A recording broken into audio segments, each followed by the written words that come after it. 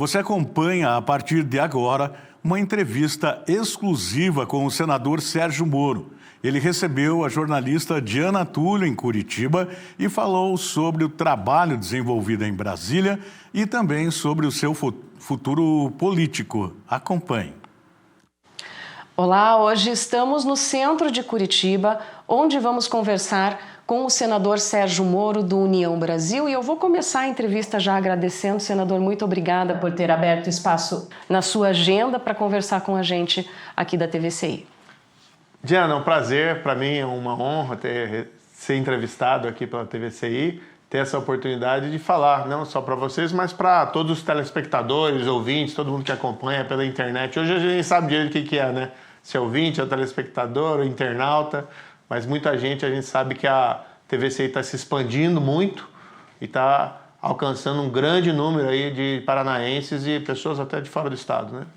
Senador, eu começo com uma pergunta que eu creio que muitos paranaenses estão se fazendo, principalmente depois das últimas pesquisas realizadas por governo do estado. A gente tem aí no próximo ano, né, uma eleição que vai definir qual é o nome do próximo governador. Gostaria de saber se o senhor já sabe, se tem a intenção de colocar o seu nome para o governo do Paraná.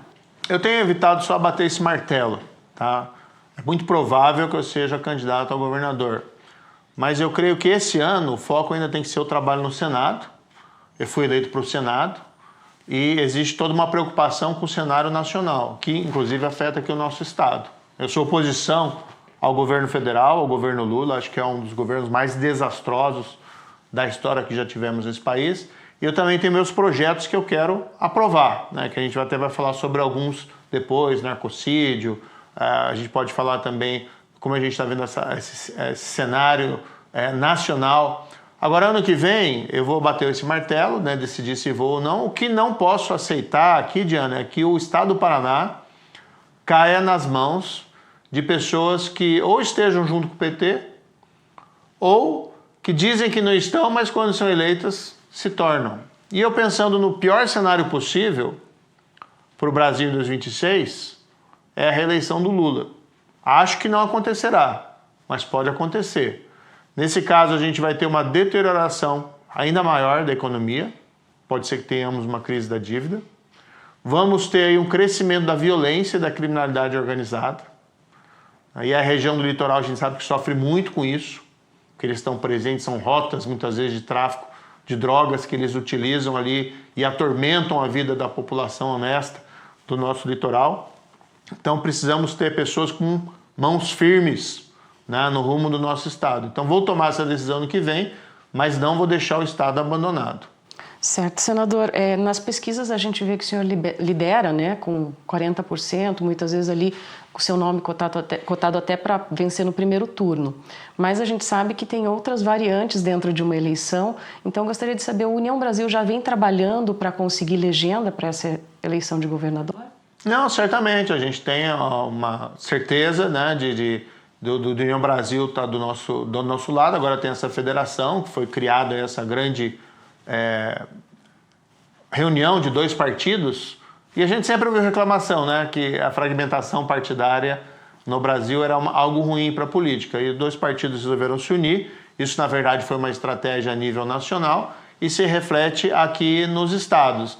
É mais uma questão da gente aguardar os acontecimentos e também a gente esperar para ver, como é que se diz, a gente não pode também agora, né, nesse momento que tem outras preocupações para o Brasil, ficar só trabalhando em cima de eleições.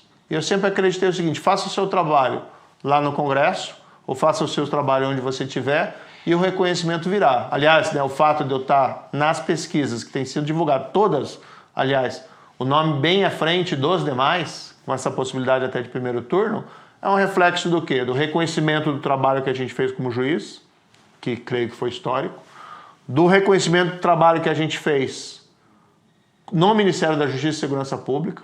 Eu falo, né, Diana, e não falo com orgulho isso, na verdade falo com pesar, mas eu sou o único ministro da Justiça e Segurança Pública que é ameaçado pelo PCC.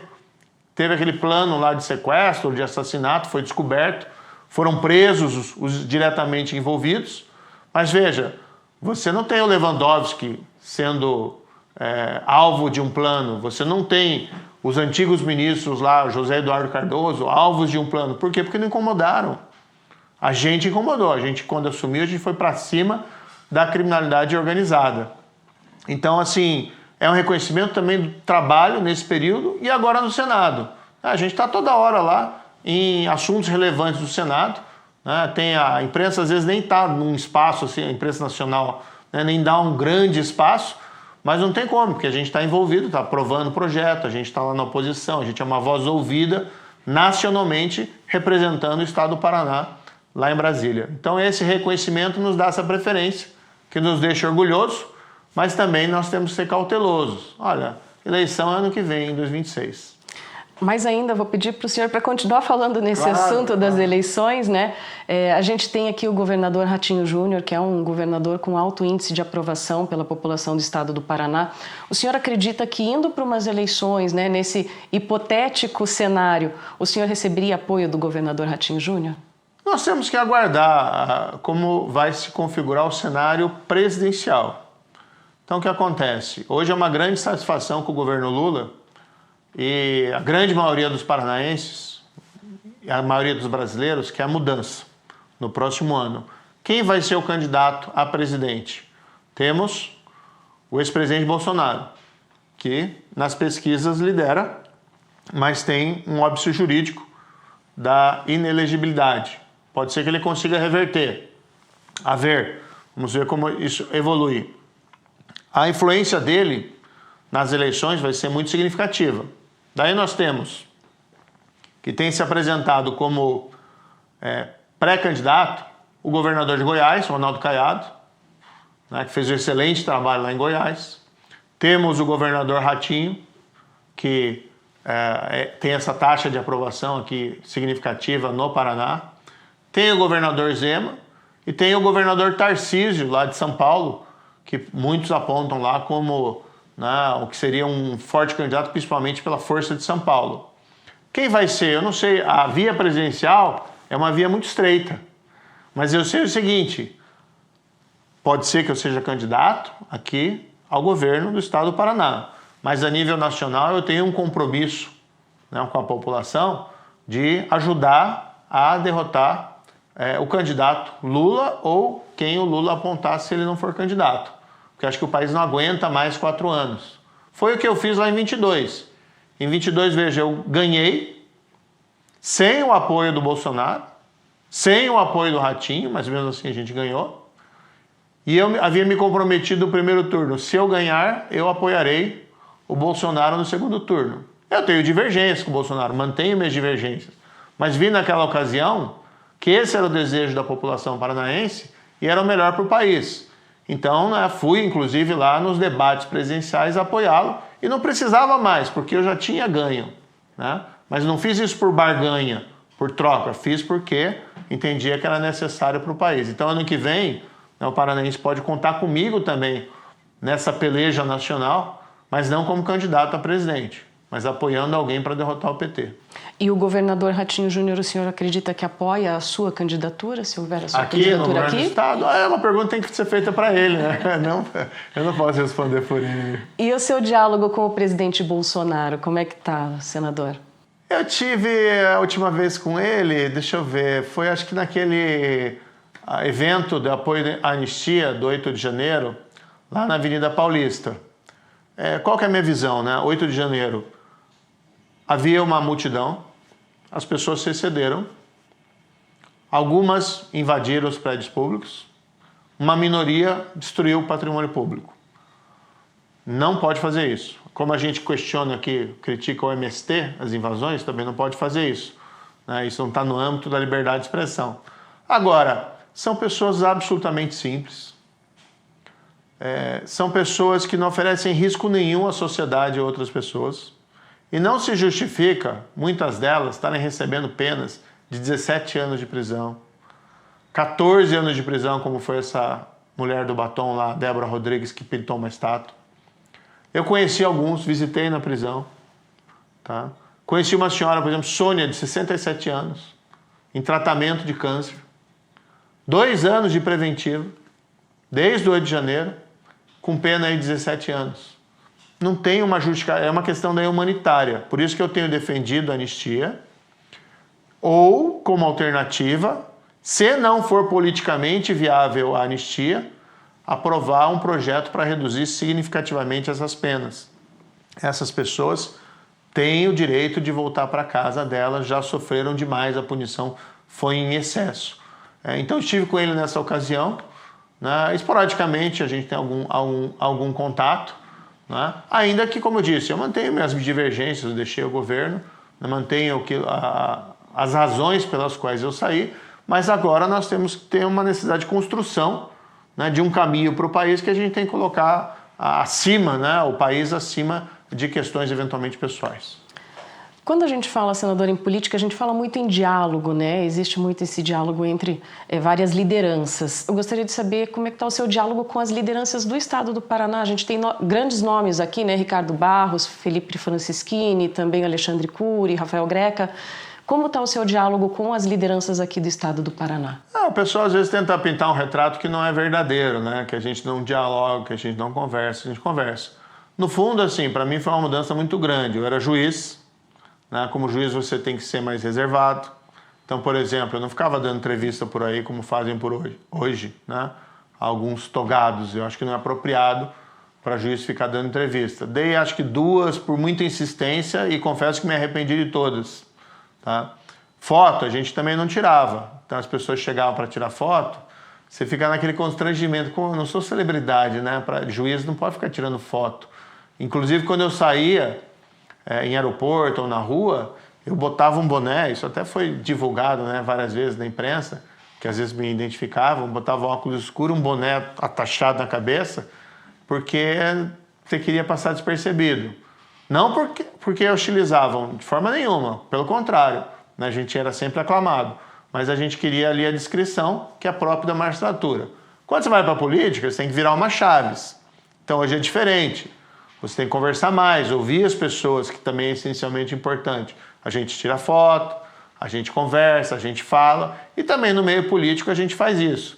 O que acontece é que alguns, né, por maldade, ficam espalhando coisa, não conversa. Não, claro que conversa. A gente conversa toda semana com todo mundo. Inclusive eu estou no Congresso, no Senado, e eu só consigo aprovar os projetos que eu relato ou que eu sou autor, porque a gente conversa, né? Esses tempos, a gente aprovou um projeto importantíssimo para a área da saúde, que o pessoal acha que a gente não mexe com isso também, que era um projeto da minha esposa, a deputada federal Rosângela Moro. Ela apresentou um projeto que era uma demanda de 20 anos para mudar a composição do CONITEC. O CONITEC é uma comissão dentro do Ministério da Saúde que decide sobre a inclusão ou não de novos medicamentos e tratamentos na rede pública de saúde. Então, quando não tem aquele remédio do SUS, é porque o CONITEC negou. Quando insere, é porque ele autorizou. E qual que é o problema? Nunca se deu uma posição para o representante das pessoas que mais importam na política pública, que são os usuários. Então, o que ela apresentou no projeto? Olha, se o CONITEC vai decidir sobre a inclusão de medicamento para coração, doença cardíaca, tem que ter um representante da Associação dos Doentes Cardíacos lá do Brasil. Alguma associação representativa. Se é problema de rim, dos doentes renais. Se é uma doença rara, associação daquela doença respectiva, com voz e voto. Ou seja, para que sejam ouvidas as perspectivas das pessoas que precisam do medicamento e tratamento. Ela aprovou na Câmara, também demonstrando a habilidade política dela. Ela é uma grande referência hoje na Câmara na área de saúde. Foi ao Senado, ela pediu para eu relatar, né?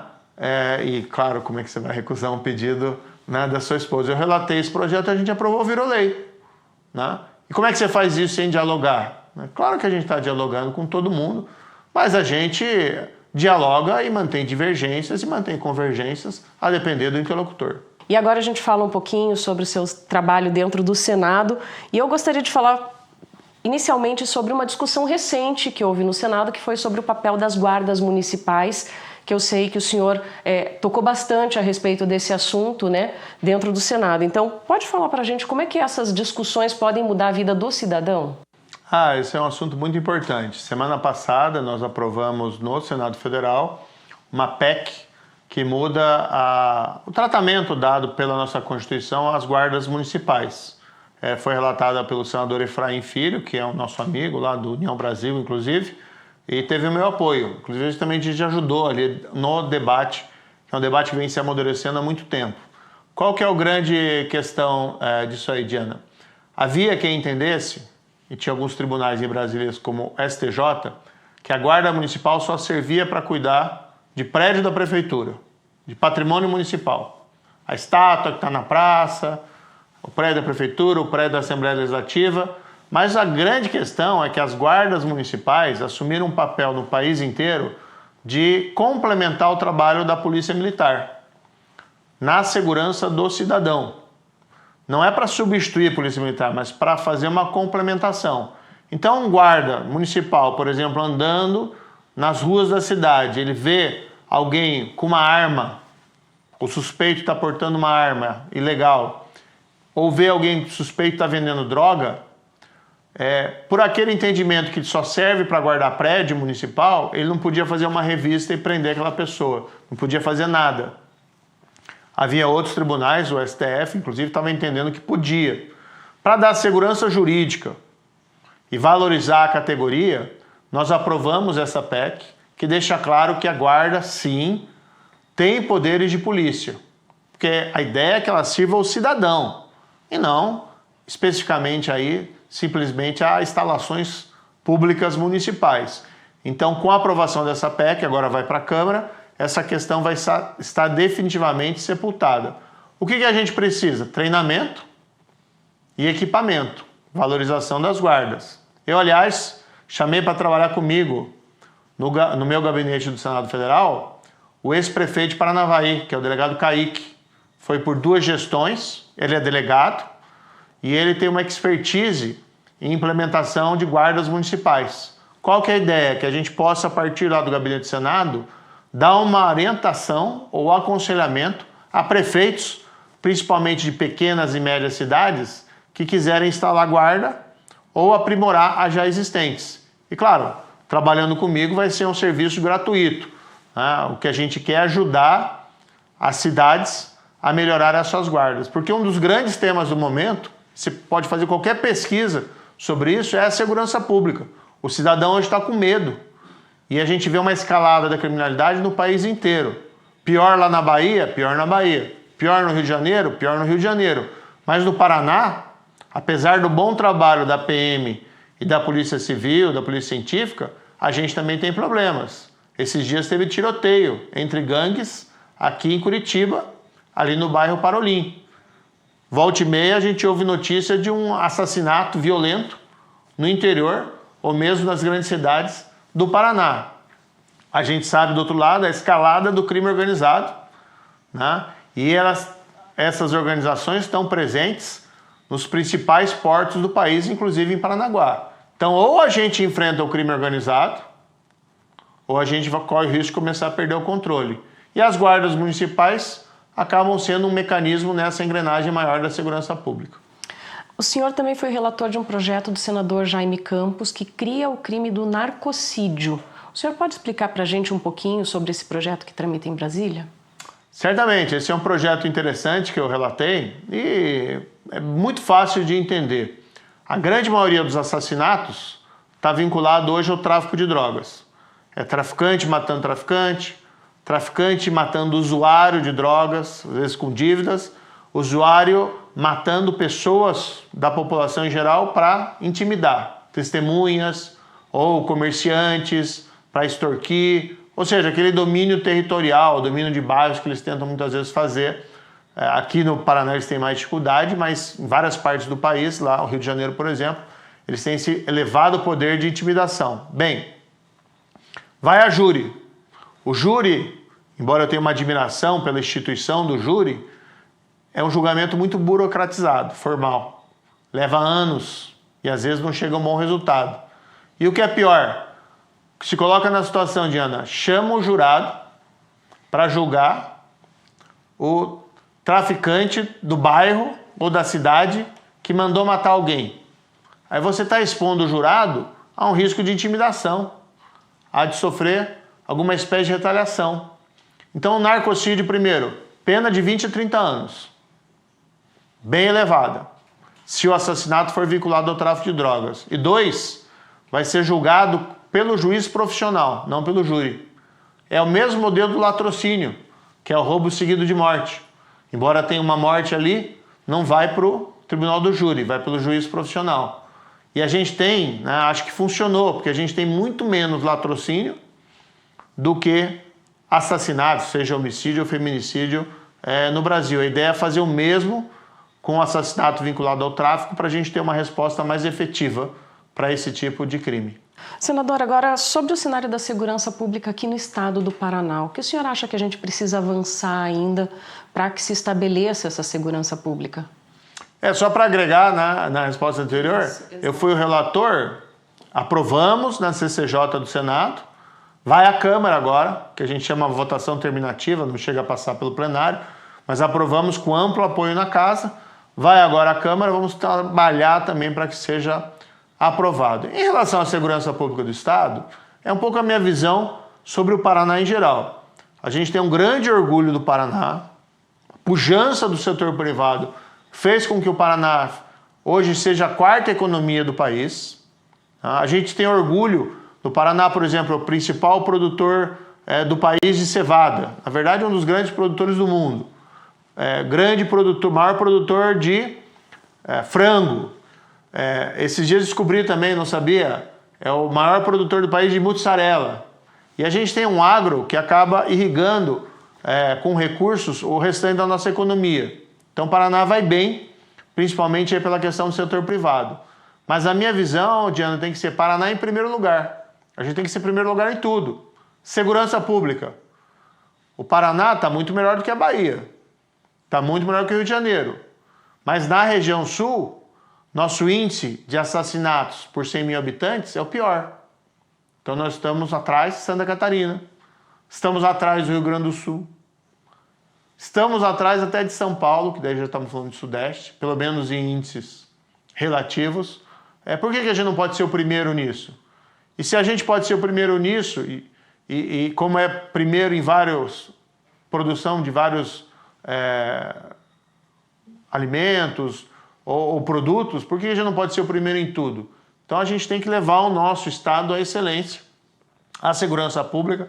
Eu entendo, por exemplo, que o Paraná precisava ter um presídio estadual de segurança máxima, à semelhança do que tem nos presídios federais de segurança máxima, que é uma forma de contenção da nossa criminalidade, porque boa parte hoje dos crimes, infelizmente, vem de dentro dos presídios, por uma falta de um isolamento adequado desses criminosos que continuam, de alguma maneira, comandando a atividade criminal lá de dentro. Então esse é um ponto que a gente tem que fazer. Coleta do DNA dos criminosos. Esse é um projeto que eu estou envolvido faz tempo. Quando o ministro da Justiça, a gente tinha uma lei aprovada em 2012, e eu mandei cumprir a lei, coletar o DNA de todo mundo condenado por crime violento. Foi isso que resolveu aquele crime brutal aqui em Curitiba, deve se lembrar, Diana, que foi o caso do assassinato da menina Raquel Genofre. Ela foi assassinada em 2008, 9 anos, só foi descoberto culpado 11 anos depois, quando colheram o perfil genético, o DNA, passar um cotonete na boca, de um criminoso lá em Sorocaba, graças ao programa do Ministério da Justiça. Por que isso é importante?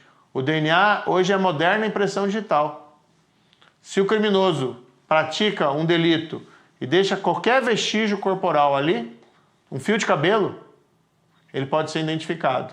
Isso tem um poder de intimidação também para evitar a reincidência. Então tem muita coisa que pode ser feita, né, para a gente ter essa excelência, né, em primeiro lugar na segurança pública do país. Muito pode ser feito, mesmo a nível estadual. Senador, agora por fim, gostaria que o senhor falasse um pouquinho das emendas que o senhor destinou ao estado do Paraná. Eu dei uma olhada na lista de emendas de 2024 e além de segurança pública, o senhor também faz uma destinação à saúde, a alguns hospitais e além disso às APAES. O senhor acha que a gente tem uma carência de investimentos nesses dois setores, nessas instituições, né, hospitais e também APAES? Certamente, uma das grandes demandas que a gente tem hoje do cidadão é a melhor sistema de saúde, né? Essa é uma reclamação generalizada, também existe aqui no Paraná, E da mesma forma, eu sei que o sistema de saúde do Paraná é melhor do que de vários outros estados do país, mas não é o melhor e nós podemos aqui ser os melhores. Precisa de recursos. Eu tenho destinado boa parte das minhas emendas aqui, tanto para a saúde pública, como para a saúde dessas instituições filantrópicas. Um exemplo, né? O Hospital Pequeno Príncipe, que é uma grande referência aqui do Paraná, aliás, é uma grande referência nacional, porque atende não só os paranaenses, mas tem gente que vem do país inteiro. Aliás, ganhou recentemente um prêmio de excelência nacional, junto com hospitais como o Einstein, como o Líbano, lá, libanês, né, em São Paulo. Ganhou aqui o Pequeno Príncipe. Eles sofreram um incêndio, que 2 anos atrás isso trouxe aquela consternação geral, né? Eu os procurei na época e falei, olha, vou destinar um valor maior de emendas minhas, 5 milhões de reais, para que eles pudessem também reconstruir aquela área que foi destruída. Mas não só ali, né? Em vários outros lugares também a gente está contribuindo. Hospital de Câncer em Londrina, Santa Casa, em Maringá. Aliás, eu quero dizer o seguinte, as minhas emendas, e aí o cidadão pode checar, estão todas em transparência ativa, né? Porque as emendas parlamentares não são um problema em si. Porque é dinheiro sendo destinado, público, sendo destinado a finalidades públicas. O que é errado é o quê? O segredo e o desvio. Se houver desvio, tem que ser punido. E não pode haver segredo. Então, o que a gente fez? Você pode até botar no teu celular aí, contato seguro, né? .com.br, aquela barra, gabinete Sérgio Moro, que você vai encontrar lá um canal de denúncias, que é do meu gabinete, para receber denúncias sobre o meu gabinete, problemas no meu gabinete, e também relacionados às minhas emendas. E nesse site você tem todas elas em transparência ativa, dizendo o valor, beneficiário, contrato e a fase de execução dessa emenda. Porque a gente quer que o cidadão participe do nosso mandato, inclusive também fiscalize para saber se o dinheiro lá na ponta está sendo empregado. Então, destino muito recurso para a saúde.